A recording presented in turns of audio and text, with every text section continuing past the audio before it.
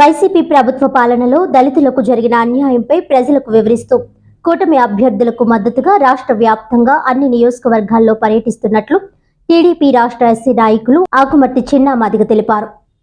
Kakinada GPT ఎదురుగా rural TDP coordinator Katakamsetti Venkata Prabhakar Bobby కార్యాలయంలో కటకంశెట్టి వెంకట ప్రభాకర్ ఆధ్వర్యంలో టీడీపీ రాష్ట్ర ఎస్సీ నాయకులు ఆకుమర్తి చిన్నామాదిగ మీడియా సమావేశం నిర్వహించారు. ఈ సందర్భంగా ఆకుమర్తి చిన్నామాదిగ మాట్లాడుతూ రాష్ట్ర వ్యాప్తంగా అన్ని నియోజకవర్గాల్లో పర్యటిస్తూ వైసీపీ ప్రభుత్వ పాలనలో దళితులకు జరిగిన అన్యాయంపై ప్రజలకు వివరిస్తూ కూటమి అభ్యర్థులకు మద్దతు ఇవ్వాలని కోరుతున్నామని అన్నారు. దళితులకు రావాల్సిన సంక్షేమ పథకాలు రాకుండా దళితులకు మేలు చేసినట్లు ప్రచారాలు చేసుకుంటున్నారని అన్నారు. ఎన్నికలు సమీపిస్తున్న వేళ విజ్ఞతతో దళిత గిరిజనులు ఆలోచించాలని కోరారు. రూరల్ నియోజకవర్గంలో కన్నబాబు దళితులకు చేసిందేమీ లేదన్నారు. దళితుల కార్పొరేషన్ ద్వారా సుమారు 72,000 కోట్ల రూపాయలు దారి మళ్లించారని, ఒక ప్రక్క దళితులను హత్య చేసిన వారిని జగన్మోహన్ రెడ్డి పక్కన తిప్పుకుంటూ దళితులకు అండగా ఉంటామని చెప్పడం హాస్యాస్పదమని అన్నారు. మన భవిష్యత్ మనం కాపాడుకోవాలని ప్రజలు ఆలోచించి రాష్ట్రంలో కూటమి అభ్యర్థులను గెలిపించి వైసీపీ విముక్త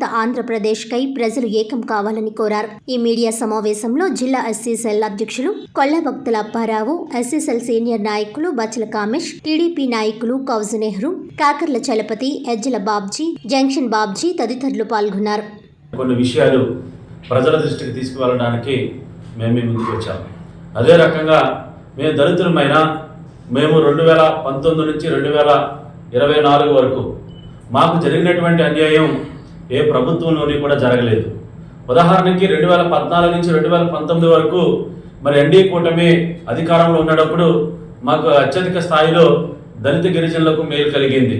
అప్పుడు కొన్ని చిన్న చిన్న సమస్యలు రావచ్చు, ఆ ప్రభుత్వంలో కొద్దిగా వచ్చిందని మాలాంటి దళిత లీడర్లమైన మేమంతా కలిపి ఇంకా అత్యధిక మేలు లేదన్నా కలుగుతాయేమో అన్న ఉద్దేశంతో మరి ఆ రోజు ఆ కూటమిని ఓడించి చంద్రబాబు నాయుడు గారిని ఓడించి జగన్మోహన్ రెడ్డి గారిని అధికారంలో తీసుకురావడానికి దళితులమైన మేమంతా కూడా 95% అధిక శాతం ఓట్లేసి మరి మేము అధికారంలో తీసుకొచ్చిన మొదటి రోజు నుండే వైఎస్ఆర్ పార్టీ ప్రభుత్వం వచ్చిన 4వ రోజునే ఈరోజు ఇదే ఉమ్మడి తూర్పుగోదావరి జిల్లాలో మరి ఇక్కడ సింగంపల్లిలో మామిడికాయ కోసాడని మరి అక్కడ ఉన్నటువంటి వైఎస్ఆర్ పార్టీ నాయకులు కార్యకర్తలు ఆ వారిని హత్య చేసి దాన్ని ఉరి కింద చిత్రీకరించాలనే ఆలోచనతో చేయడం జరిగింది.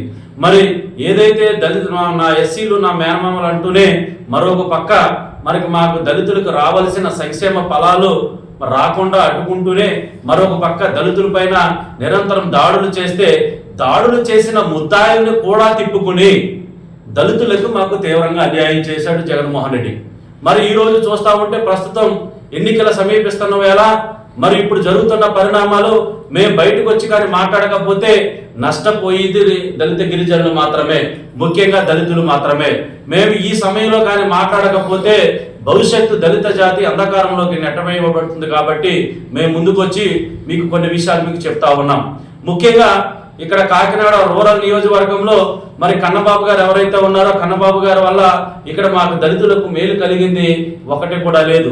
మేము జగన్మోహన్ రెడ్డి గారిని ఒకటే అడుగుతా ఉన్నాం, మీరు 2019 నుంచి 2024 వరకు మాకు అన్ని నవరత్నాలతో పాటు మాకు చెప్పకండి అభివృద్ధి అంటే, అమ్మఒడి ఇచ్చారని చెప్పకండి అభివృద్ధి అంటే, ఇళ్ల స్థలాలు ఇచ్చారని చెప్పకండి అభివృద్ధి అంటే, మాకు దళితులకు ప్రత్యేకంగా ఒక పథకం అంటూ ఏదైనా ఉందా?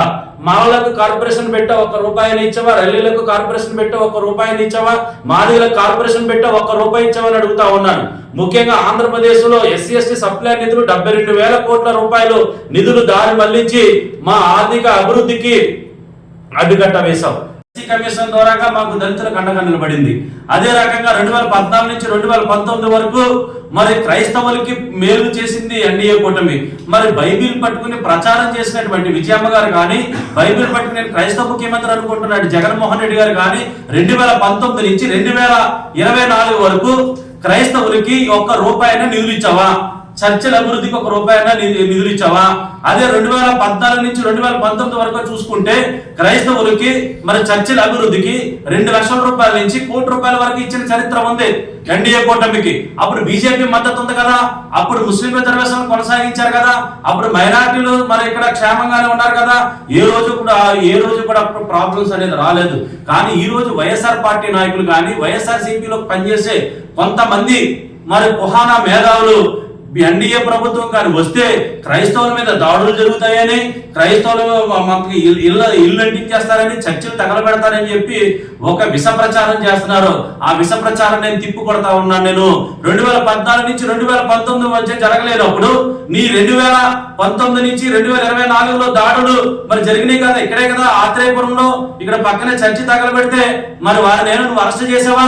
అదే రకంగా ఇక్కడ రాజమండ్రిలో బాప్తిసం తీసుకుంటే వారిని అడ్డుకున్నావు కదా, మరి అదే విజయవాడలో బాప్తిసం తీసుకుంటే వారికి అవకాశం లేకుండా చేసావు కదా.